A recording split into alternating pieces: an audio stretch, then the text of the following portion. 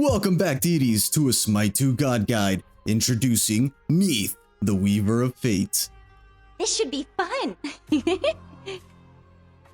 Neith is a physical damage, hybrid scaling ranged carry with high ability damage and a global ultimate. Generally seen as the carry in the dual lane, Neith is a strong flex pick capable of acting as a mage in the middle lane. Neith has a standard carry basic attack with an attack chain of ×1. Neith's passive, Broken Weave. Your abilities either create or detonate weaves. Detonating weaves deals damage to enemies in the area and roots them.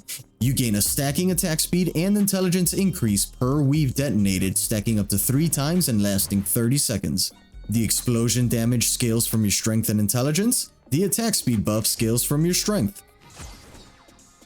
Neith's first ability, Spirit Arrow. Fire a Spirit Arrow projectile that deals damage and roots enemies. This ability detonates weaves that it hits. This ability passes through all enemies and walls. This ability scales with both strength and intelligence. Normally your wave clear ability, this ability is also the easiest way to explode the weaves from your second ability, which we will go over next. Neith's second ability, Unravel. Unravel the world weaves, dealing damage to enemies in the area. This ability creates a weave at its center. You heal for each enemy hit.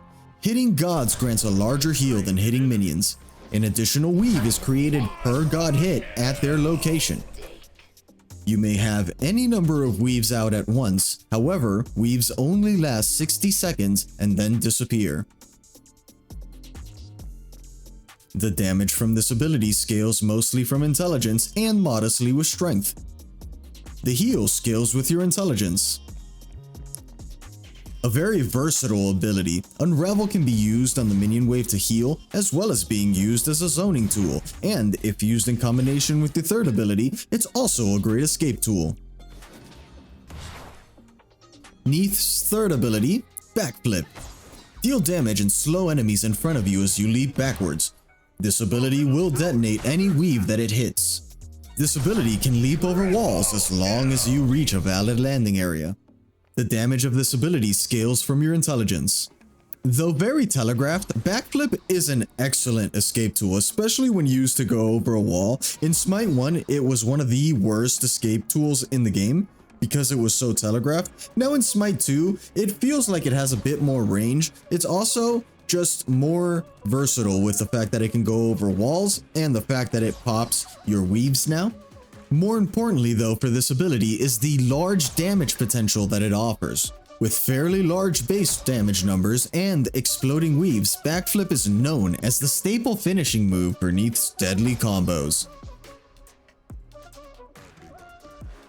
Neith's fourth ability, World Weaver. Neith takes a stand, rooting herself to charge up and fire an arrow locked to an enemy god anywhere in the world. The arrow deals damage and stuns the target hit. The arrow can be fired prematurely for less damage. This projectile goes through all walls and minions, but stops at first god hit, meaning this ability can be body blocked by other enemies. You can cancel this ability without firing at no cost. A quick note here that Neith can only target enemies that are considered revealed, meaning that they are visible on the minimap or that she can physically see. The damage from this ability scales from both strength and intelligence. Mainly used to snipe kills away from your teammates in other lanes, World Weaver is also a very strong team fight engagement tool to help your frontline catch enemies unaware. A normal Neith combo has multiple variations to it. It's a very versatile kit, so you can either engage with the 1 to root an enemy and then get your 2 off, and then move closer to them while autoing them to use your 3 to root them again and explode the weave and leave them susceptible to your ultimate. Or you could engage with the 2, predicting where the enemy is going to go, then preferably hitting both the enemy and the weave with your 1, causing a weave explosion, keeping the enemy CC'd while still holding onto your 3 for an escape. When playing as a traditional carry role, try and focus on your auto attacks, using your abilities mostly for their utility than to do damage, as your abilities all have really long cast times, and unless you're building for your abilities to do large burst damage, your autos are definitely going to outdamage the time it takes for you to cast your abilities.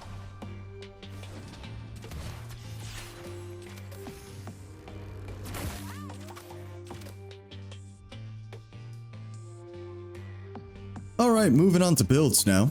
Hunters are always going to be hunters, okay? So hunters will always work with a standard hunter build. However, with Neith's hybrid scaling, I can't help but build a suboptimal hybrid build, so hear me out here. We're going to be starting Leather Cowl. Cowl grants 15 strength and 5% lifesteal. Our first item is going to be Braggy's Harp, providing 35 strength, 25 intelligence, and 15% attack speed with a passive. All targets hit by your basic attacks take bonus magical damage. Our second item is going to be Sunbeam Bow, granting 25 strength and 25 intelligence, as well as 5 mana regen and 15% attack speed, as well as an active. Toggle this active to fire 2 ranged projectiles with each of your basic attacks, each projectile dealing damage. This item drains 5% of your max mana per second while active, so make sure to toggle it on and off, turning it on whenever you engage your enemy, then back off after the fight or when running low on mana. Third item is going to be the Executioner, providing 40 strength, 20% attack speed with a passive. Damaging an enemy god with a basic attack grants the piercing effect, granting you 6% penetration per stack, stacking up to 4 times. Fourth item is going to be Bracer of the Abyss, granting 60 intelligence and 30% attack speed as well as a passive. When you hit an enemy god with an ability or basic attack, you gain 10 basic attack damage for 10 seconds, stacking up to 6 times. Our fifth item is going to be Kinsblade, providing 30 strength and 25% attack speed as well as a passive. Your basic attacks deal bonus damage equal to 3% of the enemy's max HP. Our final item for this hybrid carry build is Dominance, providing 50 strength, 200 maximum mana, 4 mana regen, and 15% attack speed, as well as a passive. Your basic attacks deal bonus damage as if your target had 20% less protections. As for relics, as with most hunters, I would only really recommend that you choose between either beads or Amulet of Aegis, depending on what will save you more often than not. Personally, on Neith, since you have a leap, I would generally lean towards beads. But if the enemy has a lot of burst damage, then Aegis is also an option for you. Dealing slightly over 2k damage per second, this build gives you a nice balance between auto attack damage and ability damage with a nice 2.4 attack speed. And that's without the passive from year 2. And like I said, of course, that was a hybrid build for carry. You could always build her just straight strength, or even build crit on her if you wanted to. She is a carry and it would work just fine. But either way, we're going to be moving on to a mage build for mid.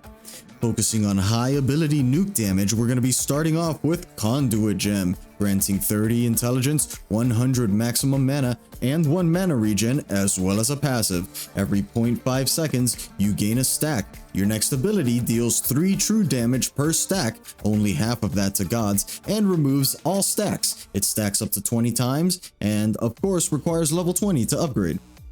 Our first item of the build is going to be Book of Thoth, granting 35 intelligence, 400 max mana, 4 mana regen, and the passive. Gain stacks per 900 damage dealt. Each stack provides extra mana. You gain extra power per your mana from items. At max stacks, this effect is increased and this item now grants 10 penetration.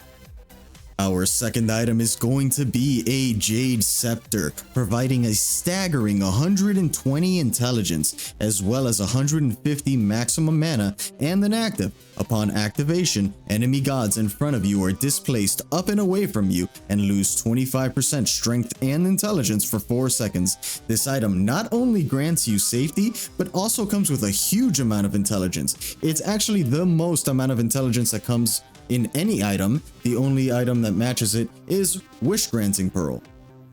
Our third item of the build is going to be Rod of Tahuti, granting 70 intelligence, 250 max mana to keep beating that Book of Thoth, 4 mana regen, and 5% penetration as well as a passive. Gain additional intelligence equal to 20% of your intelligence from items. This item has every stat we could want, more power, more mana, as well as granting us even more intelligence from our Jade Scepter, thanks to the passive. Our fourth item is going to be Soul Reaver, granting 70 intelligence, 300 maximum mana, and 5 mana regen as well as a passive. Enemy gods hit by your abilities take additional damage based on their maximum HP and your intelligence. Fifth item of the build is going to be Old Trusty, an Obsidian Shard, granting 60 intelligence and the Shattering effect in its passive, granting us 15% penetration. Our final item of our high damage nuker build is a toss-up between, you guessed it, Wish Granting Pearl, which is the best stat stick in the entire game, providing 120 intelligence, 500 maximum health, and 250 max mana, but it's also the most expensive item in the game, sitting at 3,550 gold. So instead, you could build Chronos Pendant, granting 65 intelligence, and 25 cooldown rate with a passive that reduces your ability cooldowns by 1 second every 10 seconds. Being your only form of cooldown in the build, if you decide to build this over Wish Granting Pearl, it's like a loss of like 200 total damage at the end of using all your abilities, but you do gain a lot of cooldown, so you know, that's a trade-off that you're going to have to choose for yourself. Personally, I am a big numbers guy. I want to pump the big numbies. As for relics, just as with Carry above, I would only choose between beads or Aegis. Moving on now to Neith's aspect, the aspect of wind. Broken Weave explosions no longer root enemies and the buff duration is reduced. However, the attack speed gained is much higher. Additionally, using World Weaver provides max stacks of your passive. The buff duration is now 15 seconds and the max stacks is increased to 6. The attack speed buff is also now 15% per stack instead of the 4% per stack. The attack speed buff is actually incredibly strong, and I personally think that Aspect Neith is the only way to play carry Neith now, and normal Neith is more of an ability user. You still have a reliable CC in your kit, being your root on your 1, and you still get healing from your 2, so there's really not much downside. Building for the aspect isn't any different for Neith, since this aspect just makes her better at her supposed main role, being carry. I would stick to an attack speed build, since it turns out that hitting around 3.6 attack speed for 15 seconds, it's pretty good. Not to mention that with a 15-second timer, it's pretty easy to keep the passive stacks up at all times. Your middle tower is under attack. You have slain an enemy. Triple kill! Deicide.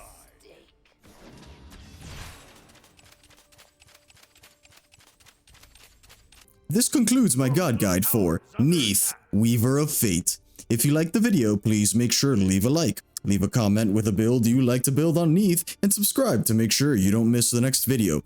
I've been your host, Thisia, and I hope to see you all on the battleground of the gods. You are my friend. あの日の夢今でもまだ忘れてないんでしょう